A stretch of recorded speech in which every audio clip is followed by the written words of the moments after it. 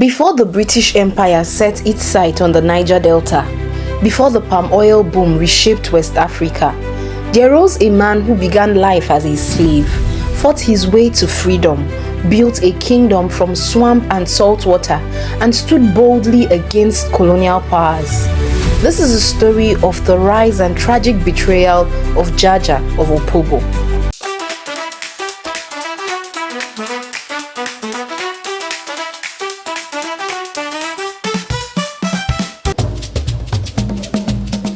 From chains to destiny, picture the bustling markets of the eastern Niger Delta in the early 1800s. A young boy is dragged in chains, sold, resold, and passed from master to master.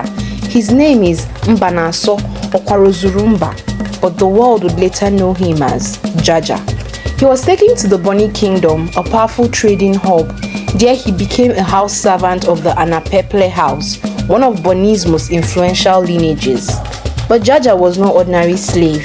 He listened, he learned, he understood trade, diplomacy, and power better than the men who owned him.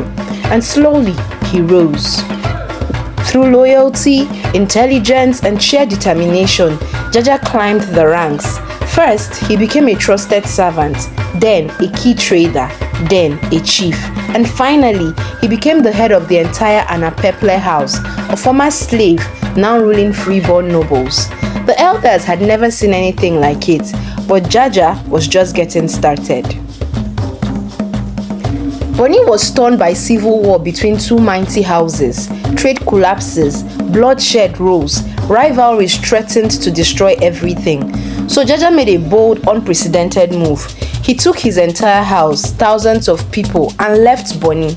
He led them through the thick mangroves of the delta until they reached a cluster of islands where two rivers met.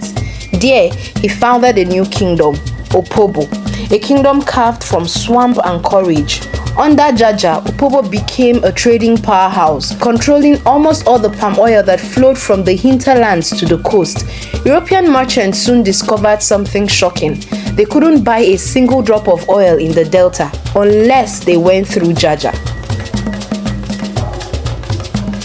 British traders were frustrated. Before Jaja, they bought palm oil cheaply from multiple local markets. Now, one man controlled the entire supply chain, and he was too intelligent to manipulate. Jaja refused unfair prices. He negotiated like a lion. He protected his people fiercely. He even sent Opobo's own ships to Liverpool, selling palm oil directly to Europe and cutting out British middlemen. To the British, this was unforgivable. A black king commanding global trade, it was unacceptable. Then they decided he must be removed. Britain first tried intimidation, then economic pressure, then political manipulation, but nothing broke Jaja, so they chose deception. In 1887, British officers invited him aboard a warship anchored near Opobo.